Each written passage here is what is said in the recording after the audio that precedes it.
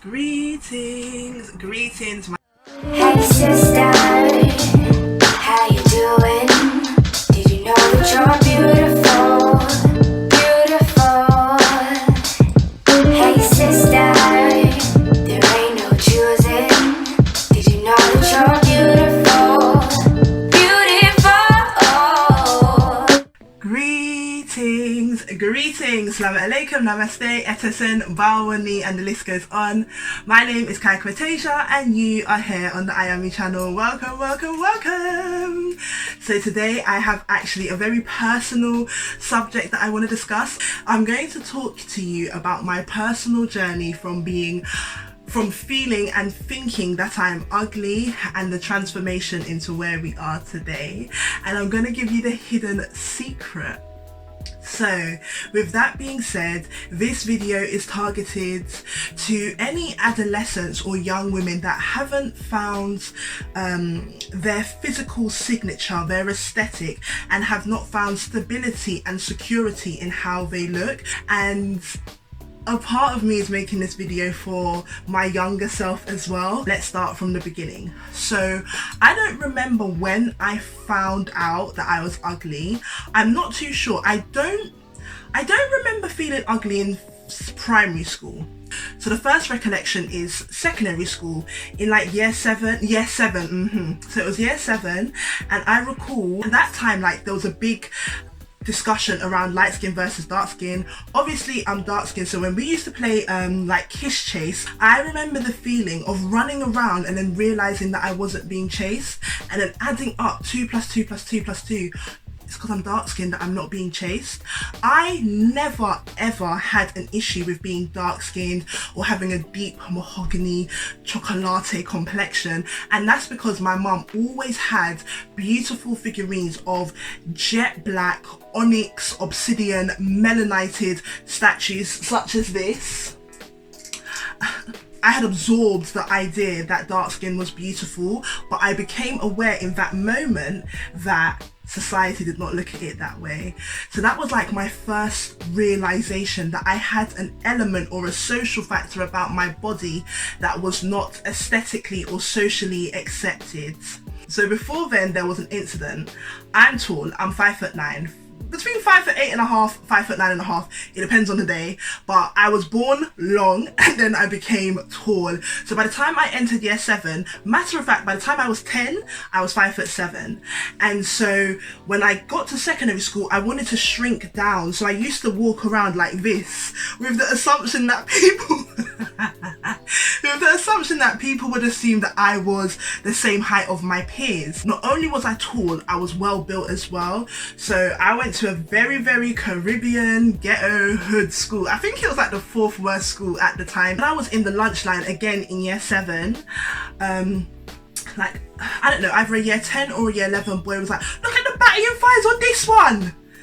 And I just remember, I just remember in that moment wanting to shrink, wanting to be less than, and just wondering like, why am I so big? Why am I this shape? Why am I taking up so much space? Why can't I be petite and slim and slender?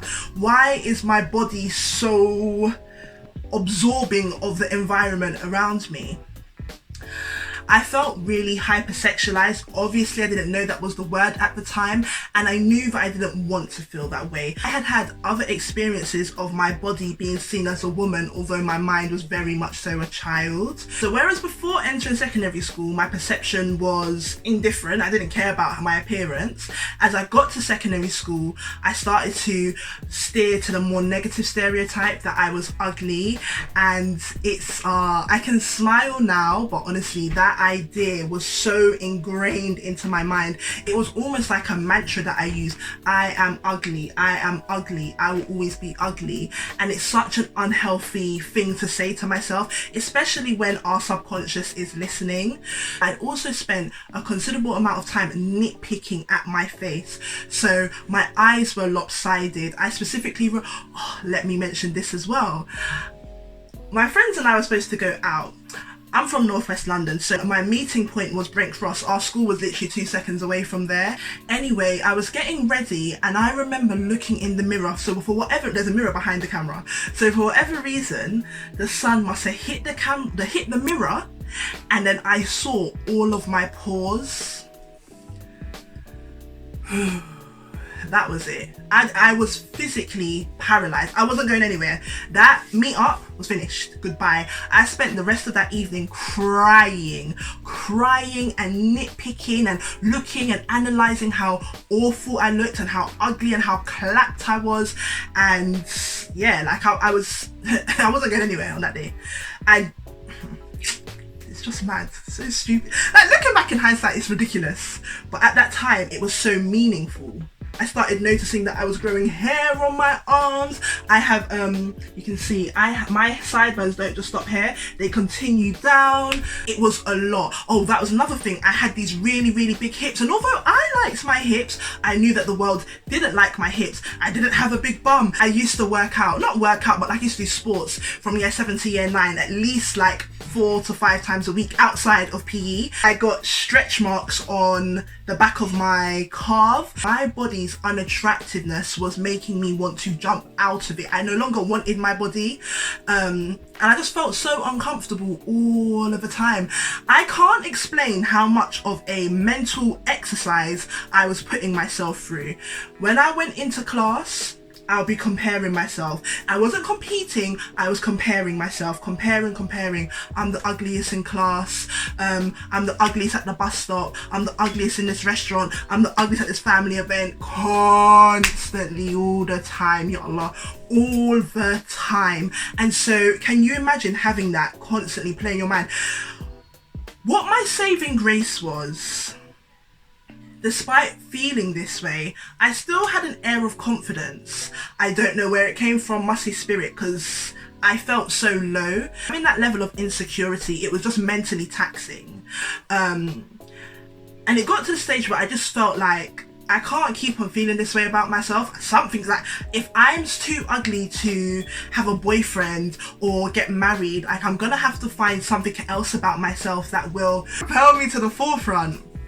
And so I focused on being intelligent and I focused on having a good personality. I knew that I was doing well in school, and so I really put all of my effort and all of my drive there, and I was diligent in becoming, you know, the best person that I could be outside of my looks. College only got worse because this is a time when you're supposed to recreate your identity and be cute and be sexy. But imagine if you spent 3-4 years indoctrinating your mind that you're clapped, and to add insult to injury, I couldn't afford to express myself how I wanted. College was an absolute shambles, please. That blasted year. If you can make it through being 17, you can do anything in this life, yeah. I can't recall where the rock bottom was, but I know I definitely hit it in college. I just felt bad about everything. Like, my academics weren't going well, I was clapped, my best friend had left the country, my other best friend had left the country.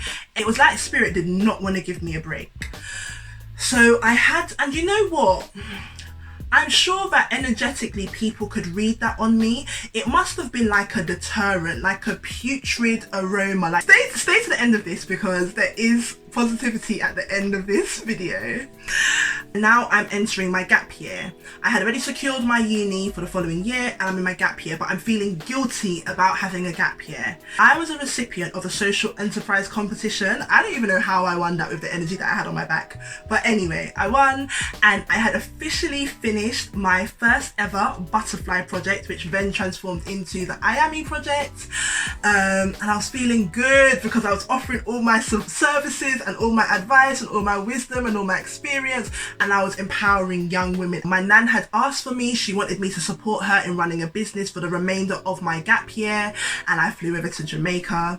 Looking back in hindsight, I can see all of the magic and the power now. My grandma kept on making reference like, oh, my baby's so beautiful, oh, you've got cheekbones like me, but I couldn't hear her because I had already deafened any positivity, any compliments. I couldn't hear them. This is called cognitive dissonance. I went to my nana's workplace. Older women were calling me beautiful, younger women were calling me beautiful, men were calling me beautiful. So what my mind said to me is that they're lying, they're lying, they're lying, they're lying. So before that compliment got to absorb into my skin, my brain went to the extent of coming up with the idea that my nan must have known that I was insecure about my looks from beforehand and had gathered all the people around her had gathered all her people and said, my granddaughter's coming over, please lie to her and tell her that she's beautiful.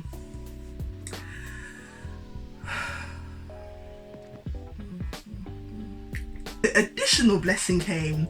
I wasn't there. I didn't go to Jamaica for a week or 2 weeks. I was in Jamaica for 10 weeks and I kept on hearing it over and over again that I was beautiful. These people that didn't know me, that didn't owe me nothing, kept on reiterating, yes, Empress, you look beautiful. Look how your skin's getting bright and nice and warm. Oh, a big thing was my smile.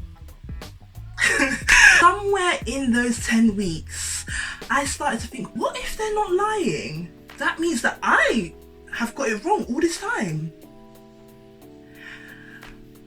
And that was the inception.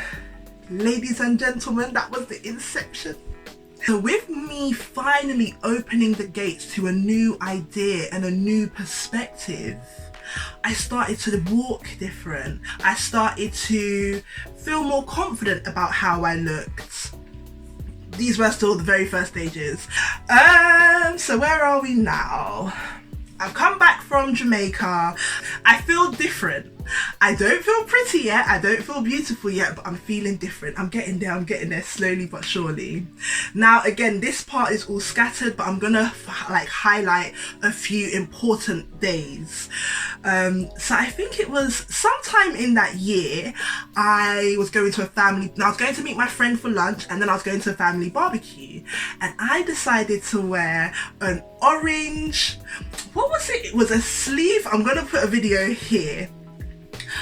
Orange bodycon midi dress. It was such a pivotal moment to the journey because this was the first time that I actively knew that I am making an effort to come across as beautiful in the world. It felt like a costume because although I had chosen to wear this dress, I started to realize that this could be a different version of me. I didn't have to be ugly for the whole of my life. I didn't have to transition into womanhood with that label. When I came back home from that night, when I'm telling you, I was practically buzzing. I was vibrating. All that positivity was starting to sit. I was finally accepting that I could possibly be beautiful. Maybe a year or two after, I also started dating. I'm gonna be so honest. Dating really helped me to solidify the idea that I was beautiful. So here is the secret, sisters. Here's the secret. When I was ugly and when I was beautiful, I looked the same. So what does that show you? One, as the saying goes, beauty really is in the eye of the beholder, but that also touches on perception. It was all perception. How I was perceiving myself, how I allowed the world to perceive me. That's all that it was, sisters. That's all that it was. I looked the same throughout. Whether you think you're too tall, too ugly, your nose is too big, your lips is too small, your skin has too many marks, your hair don't grow long enough, or it's not thick enough, or it's not short enough, or it's not the right color or the right texture, it actually doesn't matter. If you want to be ugly, be ugly. If you want to be beautiful. It's all perception. Let's start with the physical tips. So physical tip number one, definitely exercise. But it doesn't mean that you have to run 15 miles. Yoga, Pilates, self-defense, doing chores. This physical activity will make you enter yourself, feel what it feels like to be in your body, and know that it's a good place to be. Second tip is drink water. Everyone says this, but honestly, sisters, beauty is heavily correlated to your health, and your skin is a number one physical factor of how healthy you are. So water helps you to detoxify, water helps you to your skin to be hydrated and plump and youthful. So please make sure you're drinking up enough water. Avoid tap water. The third thing is to wear waist beads. Lots of us have issues with our stomach. It's got a stretch mark, it's this, it's that, it's got a roll, it doesn't look good in my high-waisted jeans. Listen, your waist, your stomach, your core is the center of your physical being, and we need to celebrate it. And what's better, how better to celebrate our bodies by adorning it with a beautiful piece of jewelry. You can choose the color, you can add crystals, you can add symbols to them. For my non-physical tips, find people that look like you. When I was 17 and hit rock bottom, I made a vision board.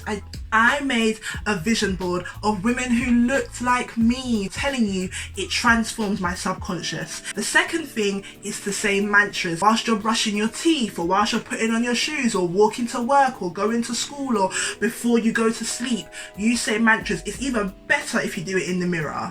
I am beautiful. I am stunning. I am divine. I am a reflection of my ancestors. I look just like the women that came before me. And you keep on going on for 21 days bare minimum. I'm getting excited. I don't want any young sister to feel clapped ever. We are so beautiful. Even if society can't see it, you're beautiful. Hello, you're beautiful, you're beautiful. So the third thing, it's a little bit taboo, but you're gonna feel so liberated after. Dance naked. Most times I do it either in the shower, put on your favorite music and dance. If you feel uncomfortable with how your body might feel, close your eyes. Dance, shake. But the more and more you practice dancing whilst you're naked, you're gonna want to look at yourself in the mirror.